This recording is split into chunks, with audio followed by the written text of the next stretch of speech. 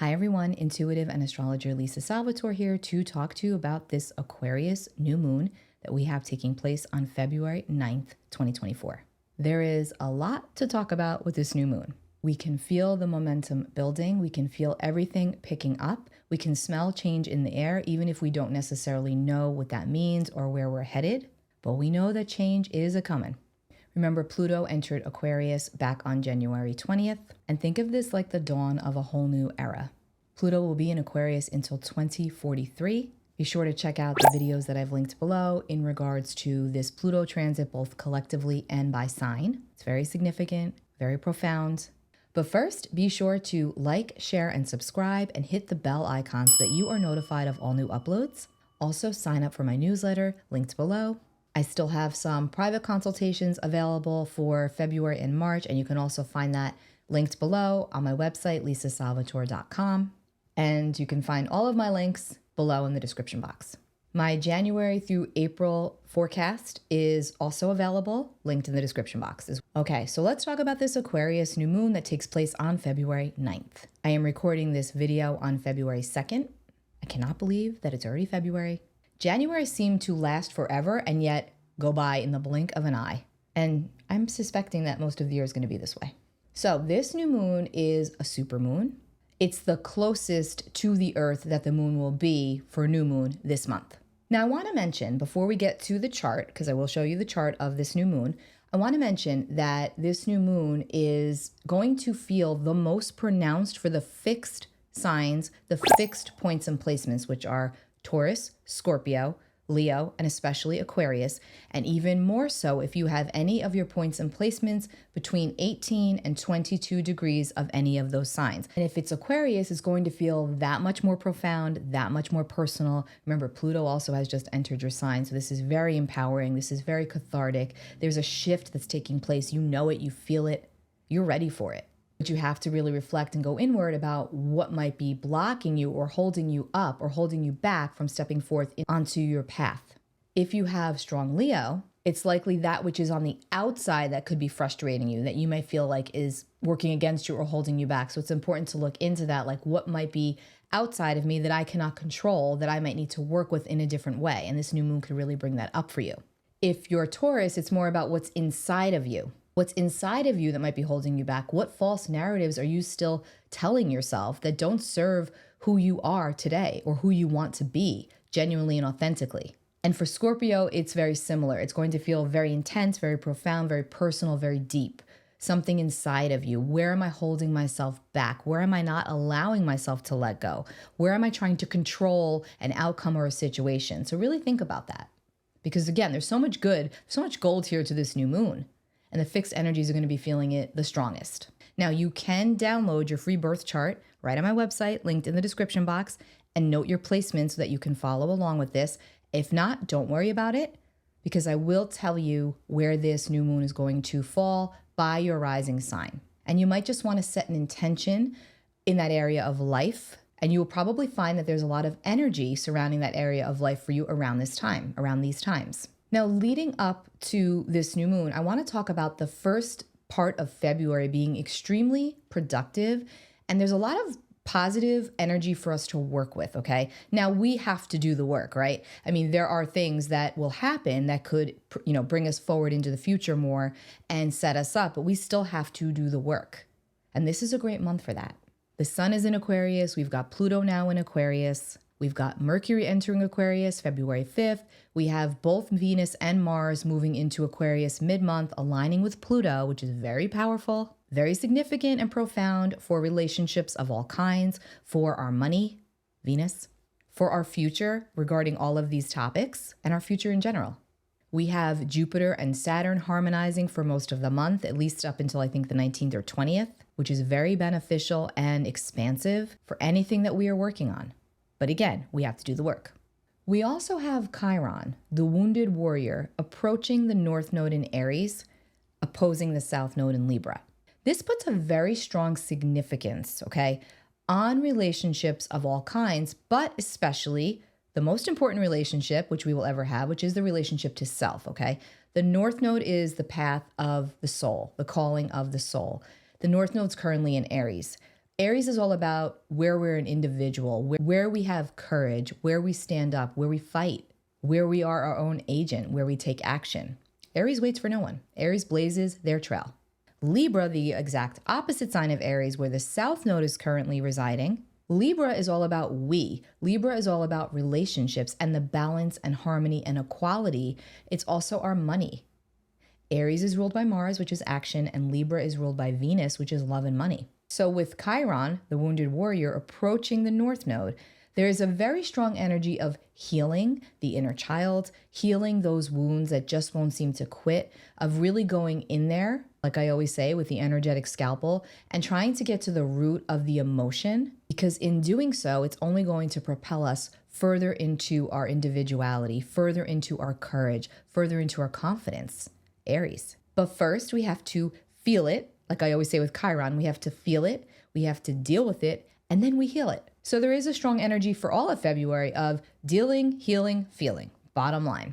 Now that alignment will be exact on the 19th of February, just so you know. But as we're moving toward it, we're going to feel that, intensify. We're going to feel that energy really increase.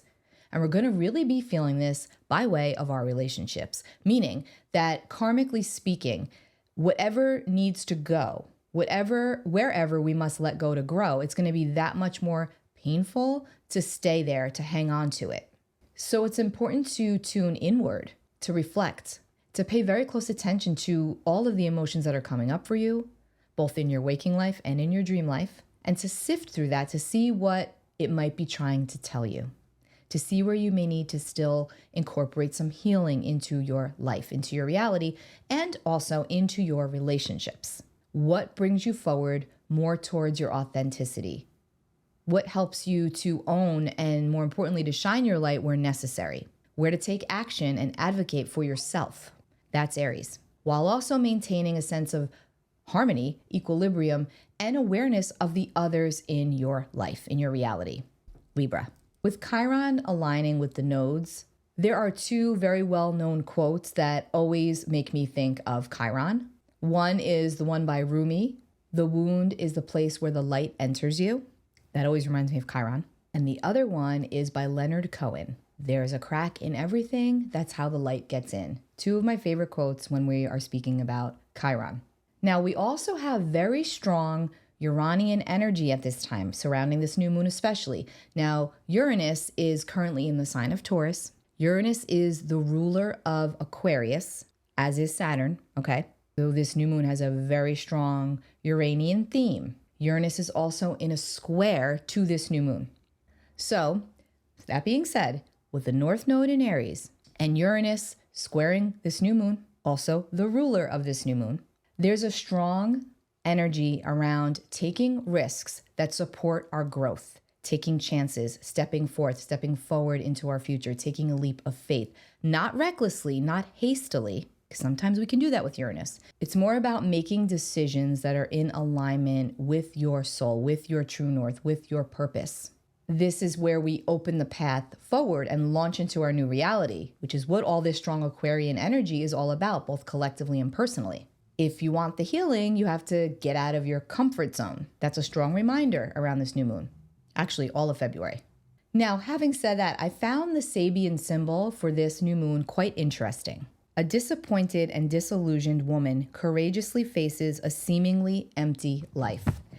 Now, that to me just speaks to Uranus at work, because with Uranus, when we're dealing with the energy of Uranus, a lot of times we can be disrupted by outside forces, okay?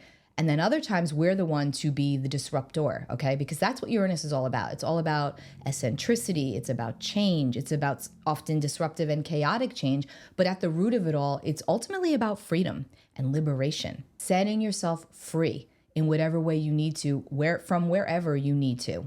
Because it's also all about truth and authenticity. It's about tapping into and understanding and then doing what's right for you, with an understanding that not everyone will agree with you and that you may have to stand on your own before you find your way forward again. It's like some footing of the path is there, but not all of it. And you have to be okay with that. All of this to say, there's definitely a restless energy that's going to be the backdrop around this new moon, around pretty much at least the first half of February.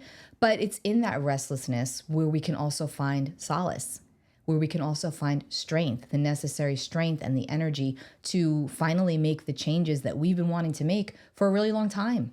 And that Sabian symbol, again, it's all about courage, the Aries North Node. It's about knowing that you can jump and you do not know how or where that net will appear, but it's about having the confidence and having the strength to understand that you will land somewhere. And like I always say with Uranus, it leaves you better than you're found, always. Even when the change is disruptive, even when it's out of your control, eventually when the dust settles and you look back, you recognize what happened and why and how it had to happen that way. There's always quite a bit of reflection that goes on after we deal with something Uranian, after a Uranus transit. And the reason why I'm bringing this up is because we have very strong Uranian energy around this new moon. We feel it, we smell the change. Even collectively speaking, we are growing, we are being catapulted leaps and bounds into our future, into the future.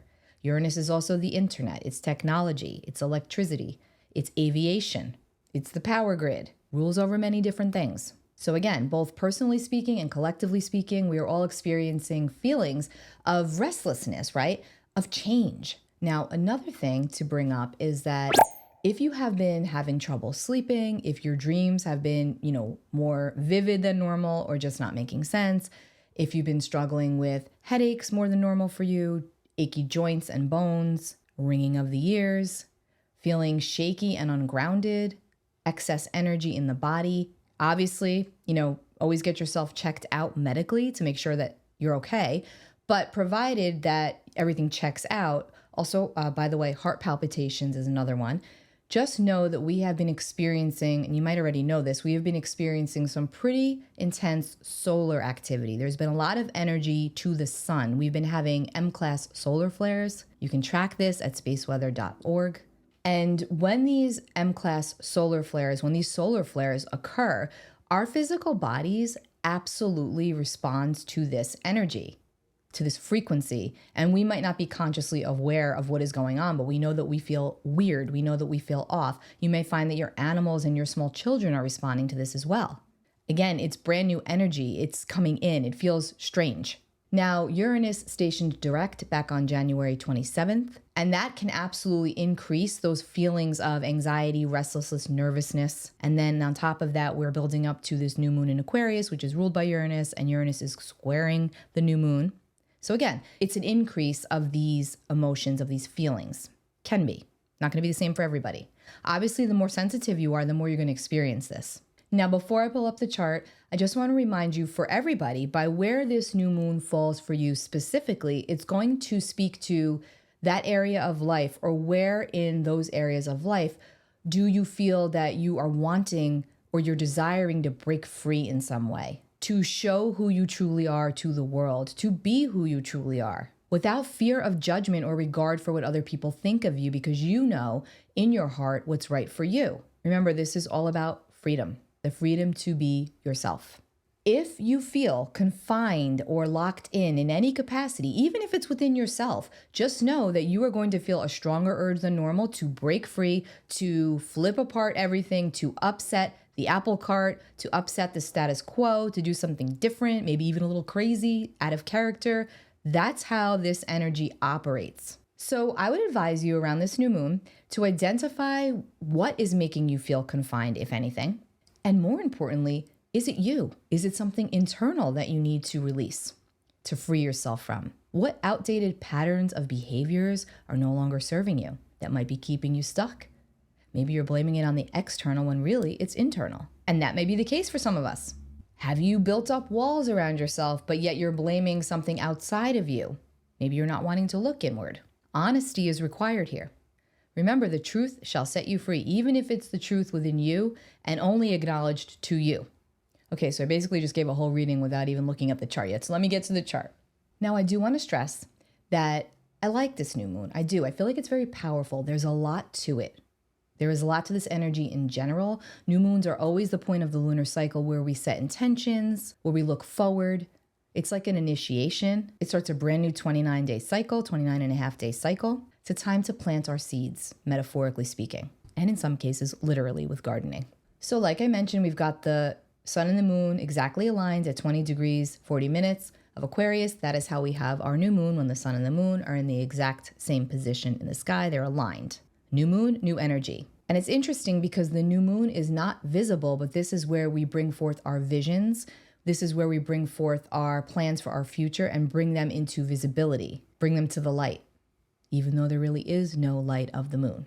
All right, so here's the new moon in Aquarius, and here we see Uranus at 19 degrees, 10 minutes of Taurus in an almost exact square to this new moon. So what does this mean? Well, all that I said pretty much at the beginning, but also, again, I would not be surprised if we continue to see an increase with the seismic activity all across the world, more wet weather potentially, disruptions to aviation because of that, more delays, hopefully not, possibility here. Hope for the best, but expect the worst, right? Also, because Uranus is the ruler of this new moon, we may just feel that energy that much more, the shaking up energy. Now we have Venus over here at 21 degrees of Capricorn in a trine to Uranus, which is a little bit more helpful. This can bring in upgrades to the way that we deal with our own finances, to the way that we deal with our relationships, because Venus is both money and relationships. And again, Venus trine Uranus, it could be about breaking free, maintaining a sense of control of our own lives and breaking away from something or somebody where we feel stuck, where we might feel stuck or where we may feel like we're not in control. So again, feelings of restlessness and also this Uranus energy in general, it's great for meeting new people. It's great for putting yourself out there a little bit more and maybe in a way that you never have before, trying new things. It's all about the new. It's the age of Aquarius. Now, with that said, it wouldn't be surprising if collectively speaking, if on the world stage, we saw something coming out more regarding the world's finances, money. We may be hearing something about, I don't know, maybe cryptocurrency. We may be hearing more about digital currency, more about banking protocol. Wouldn't be surprising. It's like testing the waters, trying new things. And you may want to do this for yourself. What this means for us in general, and especially if you're Taurus, Scorpio, Leo, Aquarius, for everybody, really, where are you sick of playing it small? Where might you be sick of staying in the status quo? Where might you want to shake it up? Do things differently that could actually benefit specific relationships in your life, right? Or circumstances. Again, I want to stress this could be exciting change. This could be taking leaps into the future, taking chances, taking a leap of faith. Now we have quite a bit of fixed energy. So we've got the sun and the moon in Aquarius. We've also got Mercury now in Aquarius. We've got Pluto in Aquarius. We've got Uranus and Jupiter both in Taurus. So this is fixed energy. Fixed means determined. Fixed means rooted. So with this energy, there could be butting of heads. Everybody's the boss. Everybody wants to be right. Well, my way is the right way. Why are you doing it this way? So we might have to watch out for that. But again, positively speaking, this is determined energy. So this makes us that much more determined to do what we want to do, to be who we want to be, to go where we want and need to go. And that's what this new moon really is all about. It's a reminder that it's time to truly tap into and then implement the way in the world you want to move, the best way that defines who you want to be, who you truly are, where you want to go, and who do you want to go with. It's also about healing yourself from the past.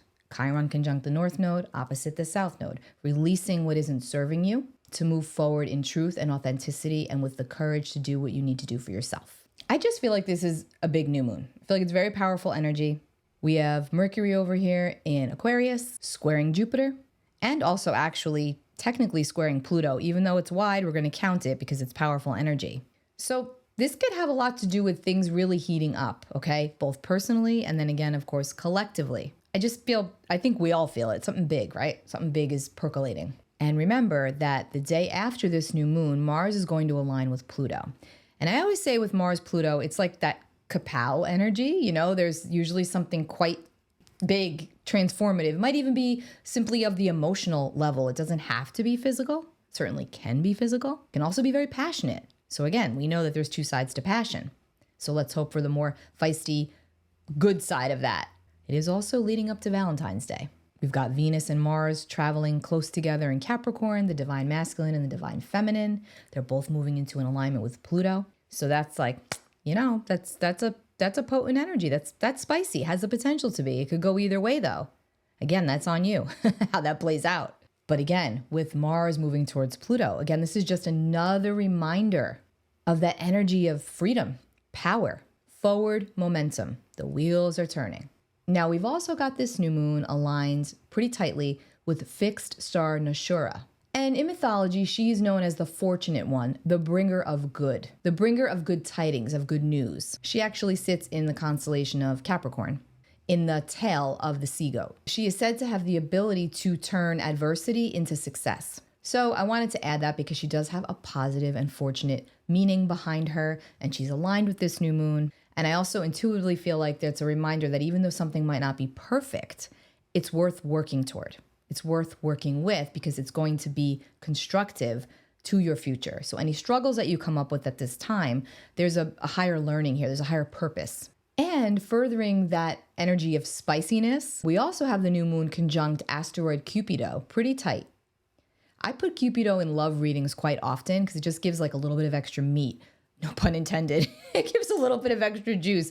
It just brings a stronger energy to any type of relationship to show if the passion is increased with this aspect or decreased with this aspect, or how is it aspected. It's mainly an asteroid that speaks to love.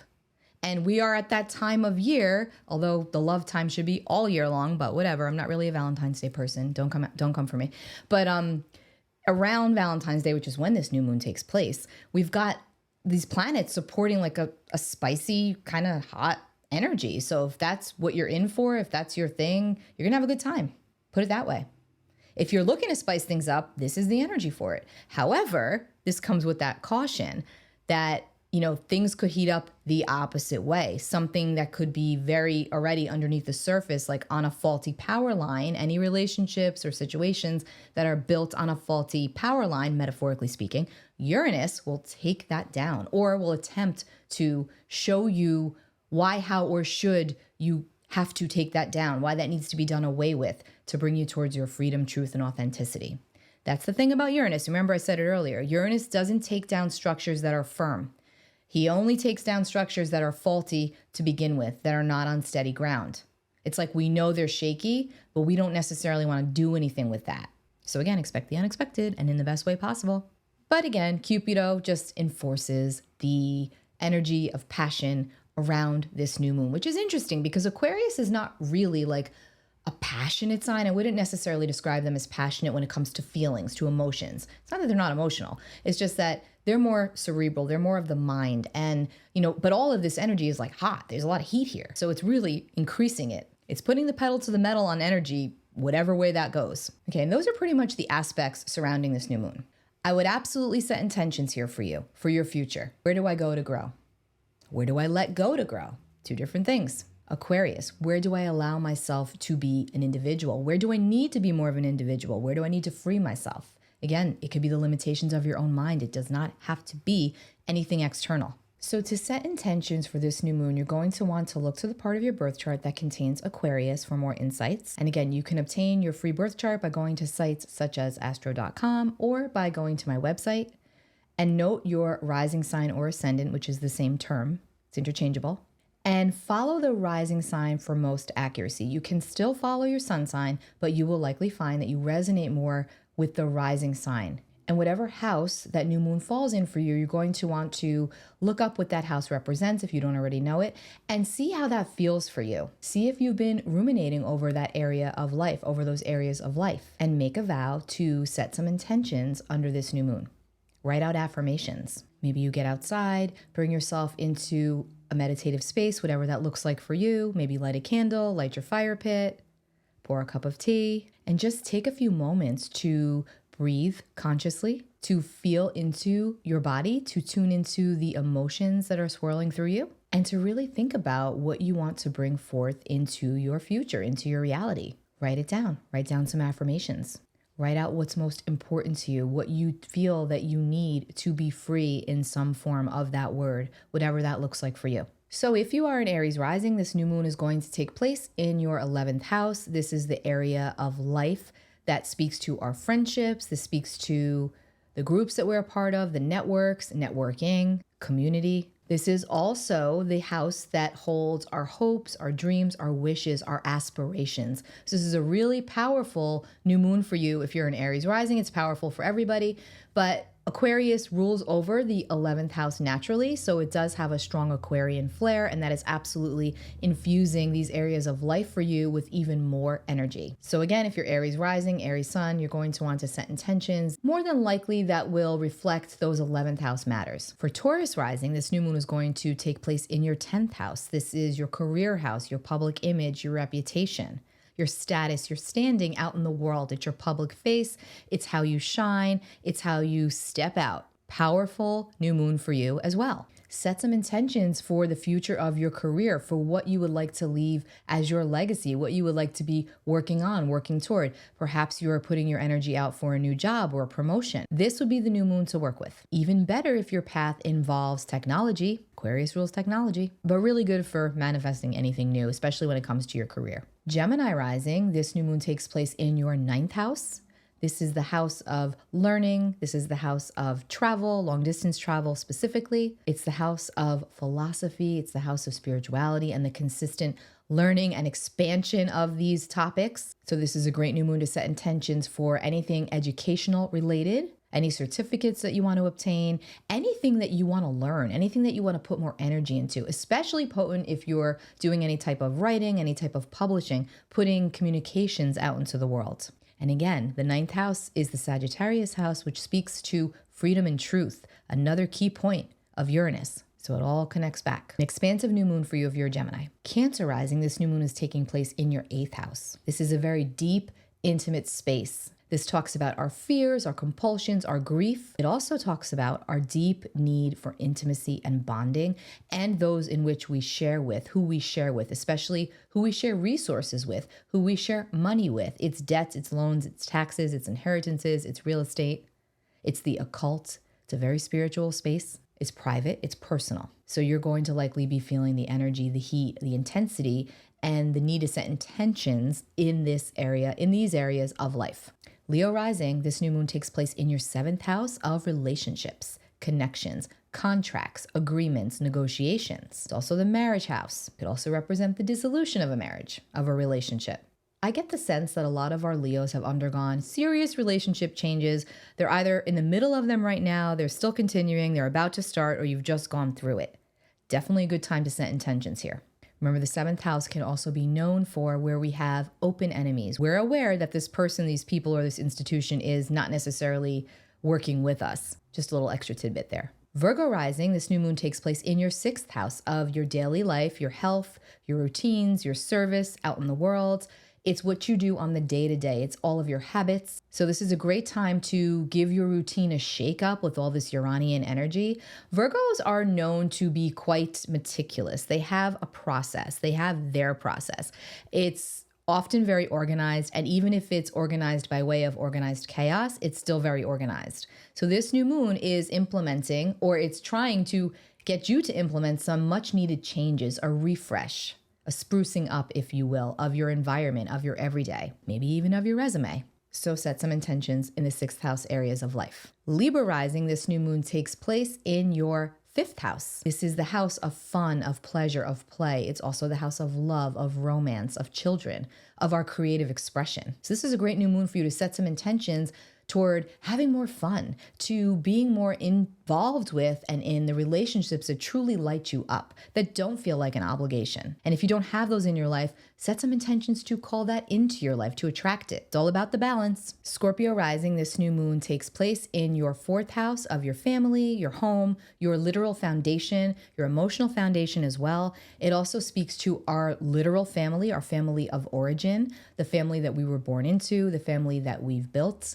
Family of choice. It's also our ancestry, our lineage. So maybe around this new moon, you start to really dig into where you come from or those that walked before you. Strong spiritual energy here surrounding family dynamics for you if you're a Scorpio rising. It's also about transformation in these areas of life for you. Maybe some of you are setting intentions to buy a new home. Maybe you're in the middle of a real estate transaction. Positive energy here for you, but also transformative. Sagittarius rising, this new moon takes place in your 3rd house, community, travel, education, networking. It's also the area that speaks to our siblings and those that could be considered siblings, also cousins, friends, colleagues, those that fall into that category. So maybe set some intentions to network more, to put yourself out there more, to listen to people more, to talk more. Communication, expression, that's the third house. Capricorn rising, this new moon takes place in your second house of your personal finances, your self-worth, your value, the value that you feel you bring forth into the world, your own personal feelings surrounding your resources or surrounding your money, the material items. Second house is asking you if you're happy. Are you too attached to what you have? Do you need to be more attached to what you have? All things to ponder around this new moon and set intentions to really move toward that which you truly value.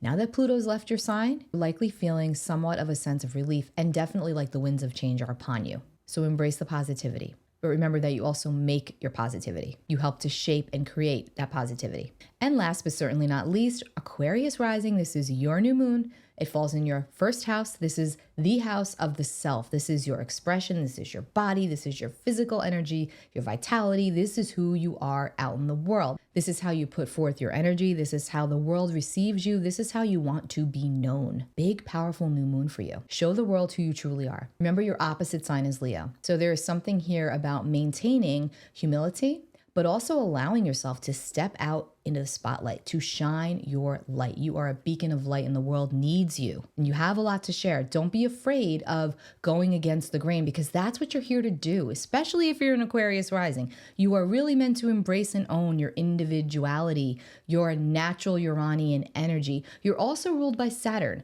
So sometimes you can get too bogged down in the complexities and in the seriousness of life, and you can tend to overanalyze and overthink things, and then you might not take action out of fear. But this new moon is super supportive of you having that oomph, having that gusto, having that energy, having the feeling that the universe truly has your back. Remember, Pluto just entered your sign, so this is absolutely going to be an era of Aquarius. Transformation is the name of the game, coming into your truest, most authentic sense of self and empowerment. Very empowering and powerful new moon for you if you're an Aquarius, especially Aquarius rising. I hope that this was helpful. Remember, you can find me. All my links are below. And let me know in the comments how this resonates with you. Take care.